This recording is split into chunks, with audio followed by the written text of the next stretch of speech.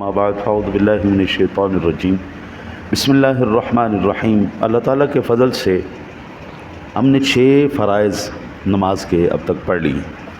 آج 7واں فرض ہے جی خروج بصنعہ، یعنی قد اخیرہ کے بعد سلام و کلام، فعل و عمل، ان 2 چیزوں کے ذریعے نماز سے باہر آنا، اور یعنی ایسا فعل کرنا قصداً جو منافی نماز ہو۔ مگر نماز سے باہر آنے کے لیے اگر کسی نے سلام کے علاوہ کوئی کام کیا تو وہ نماز واجب الاعادہ ہوگی۔ قصداً اگر کسی نے ایسا کیا، سلام نہیں پھیرا نماز سے باہر آنے کے لیے، تو وہ نماز واجب الاعادہ ہے، دوبارہ پڑھے گا۔ بلا قصد کوئی منافی پایا گیا تو نماز باطل، ٹھیک ہے نہیں۔ اب وہ چیزیں جن کی وجہ سے نماز سرے سے ہی ختم ہو جاتی ہے، زیرو ہو جاتی ہے۔ پہلی چیز، بقدر تشہد بیٹھنے کے بعد تیمم والا پانی پر قادر ہو گیا، نماز ختم۔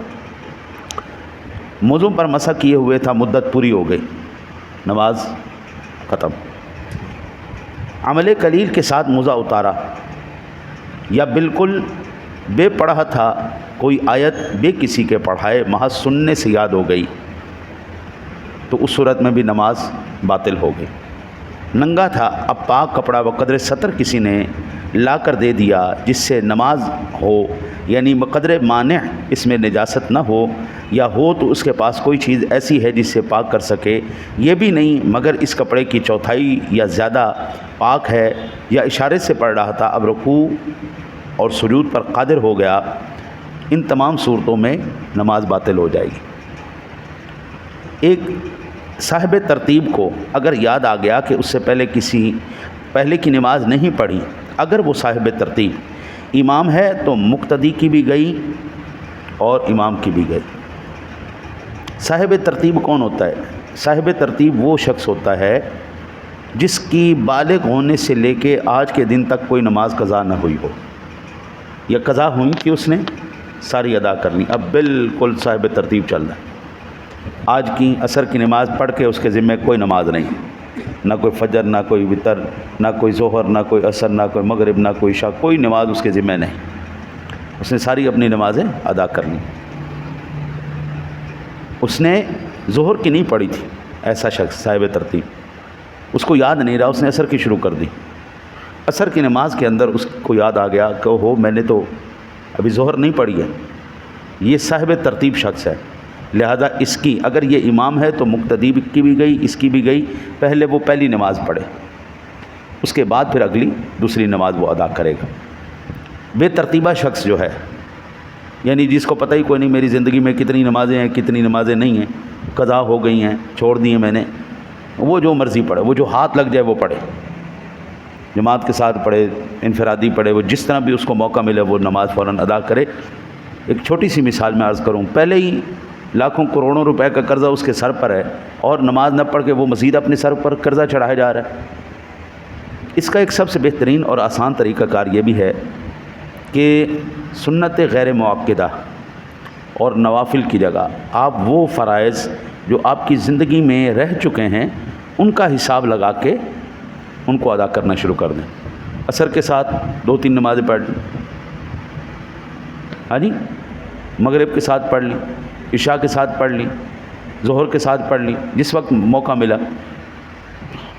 وہ نمازیں جو قضا ہو چکی ہیں وہ فرض ہیں، تو فرض نوافل کے وقت میں بھی ادا کیے جا سکتے ہیں، یہ نہیں کہ اب عصر کے بعد کوئی نفل نہیں پڑھ سکتا، حضور نبی اکرم صلی اللہ علیہ وسلم سے ثابت نہیں ہے۔ فجر کے بعد طلوع آفتاب تک کوئی نفلی عبادت نہیں ہے، حضور نبی اکرم صلی اللہ علیہ وسلم سے ثابت نہیں ہے۔ میں زیادہ صوفی بن جاؤں، نفلی عبادت شروع کر دوں، یہ تو بات غلط ہے۔ مجھے کس نے کہا ہے میں اللہ کے رسول سے آگے بڑھ جاؤں؟ جو اللہ اور اس کے رسول نے ایک حدیں قائم کی ہیں، ہمارا حق بنتا ہے ان حدوں کا احترام کریں۔ تو نمازوں کے ساتھ آپ یہ فرائض کو ادا کرنے شروع کر دیں۔ بہترین اس کا حل یہ ہے قبلہ کہ حساب لگا لیں 1 گھنٹہ آپ کا لگے گا، پوری زندگی کی نمازیں آپ کے سامنے آ جائیں گی۔ یہ میں زیادہ سے زیادہ کی بات کر رہا ہوں کہ آپ 12 سال کی عمر میں بالغ ہوئے، 13 سال کی عمر میں بالغ ہوئے، جب آپ بالغ ہوئے ہیں اس دن سے لے کے آج تک کتنے سال گزر گئے؟ 20 سال گزرے، 25 سال گزرے، 30 سال گزر گئے۔ آپ 30 سال گزر گئے، ایک مثال، ان 30 سالوں کے اندر آپ نے باجماعت نماز یا پابندی کے ساتھ نماز کب سے پڑھنا شروع کی؟ مجھے ہو گئے جی، میں ایک مثال عرض کر رہا ہوں، 15 سال ہو گئے جی مجھے باقاعدہ نماز باجماعت پڑھتے ہیں۔ ایک مثال، 15 سال کی نمازیں میرے سر پہ قرض ہیں۔ اب ان 15 سال کو لے لیں گے جی اور اس کو 5 کے ساتھ ضرب دے دیں، یہ فرض ہو گئے۔ چھٹا وتر ہو گیا، وتر بھی واجب ہے، وہ بھی جب تک آپ ادا نہیں کریں گے آپ کا ادا نہیں ہوگا۔ 6 نمازیں ہو گئیں، ان کے اوپر ان 6، یہ سارا حساب کتاب آپ کا سامنے آ گیا۔ اب ان 6 کو آپ 15 کے اوپر تقسیم کریں گے تو ایک نماز کا وقت آپ کے سامنے آ جائے گا کہ بھئی اتنی نمازیں ہیں، یہ ایک نماز فجر کی اتنی بن رہی ہیں، 1500 بن رہی ہیں، 15000 بن رہی ہیں، 15 لاکھ بن رہی ہیں، کتنی بھی بن رہی ہیں، ہاں جی، وہ آپ کے سامنے سارا حساب۔ تو چاہے ایک ایک کر کے شروع کر دیں، پہلے ساری فجر کی نماز ادا کر لیں، پھر ظہر کی ادا کر لیں، پھر عصر کی ادا کر لیں۔ ایک ہوتا ہے ایسے بلا ترتیب ہی پڑھے جانا پڑھے جانا پڑھے جانا۔ قرضہ آپ کے سر پہ 10 روپے ہے، آپ ادا 1000 روپے کر رہے ہیں، دانائی کس میں ہے؟ وہ قرضہ یاد کر کے کہ میرے اوپر کتنا قرضہ ہے، وہ قرضہ اتنا ہی ادا کیا جائے کہ 10 گنا 20 گنا زیادہ ادا کر کے آپ کو پتہ ہی نہیں چل رہا آپ کتنا دیے جا رہے ہیں۔ یہ کوئی سودی پروگرام تو ہے نہیں نا، یہ ایک دفعہ شروع ہو گیا بس ختم ہی نہیں ہونا۔ آخر نمازیں ہیں، وقت ہے، تو وہ ایک وقت میں ختم ہوگا یا نہیں ہوگا؟ جب اللہ تعالیٰ نے آپ کے اوپر ایک مخصوص وقت کے لیے ایک مخصوص کام مقرر فرمایا ہے، میں بے وقوفوں کی طرح کیوں لگا رہا ہوں؟ اس لیے حساب لگاؤ، جتنا ہے قرضہ اتارو۔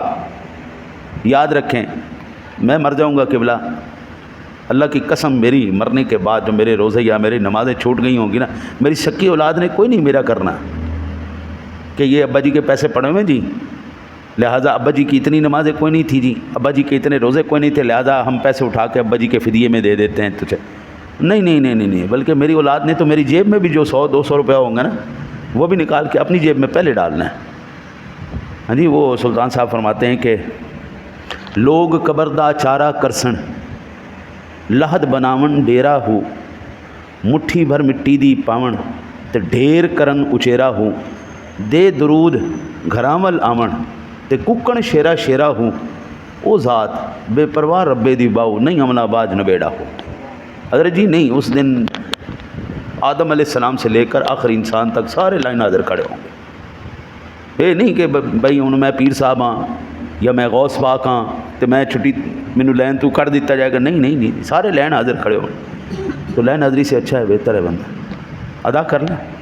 البتہ یہ صاحب ترتیب کے لیے اور یہ معاملہ تھا، اگر اس پر توجہ فرمائیں گے تو مجھ پر بھی احسان ہوگا، مجھے بھی نیکی کا ثواب مل جائے گا۔ اشارے سے پڑھ رہا تھا، رکوع سجود پر قادر ہو گیا، صاحب ترتیب کو یاد آ گیا کہ اس کی پہلی نماز نہیں پڑھی۔ وہ صاحب ترتیب ہے تو مقتدی کی بھی گئی اور امام کی بھی۔ امام کو حدث ہوا اور امی کو خلیفہ کیا، تشہد کے بعد خلیفہ کیا تو نماز ہو گئی۔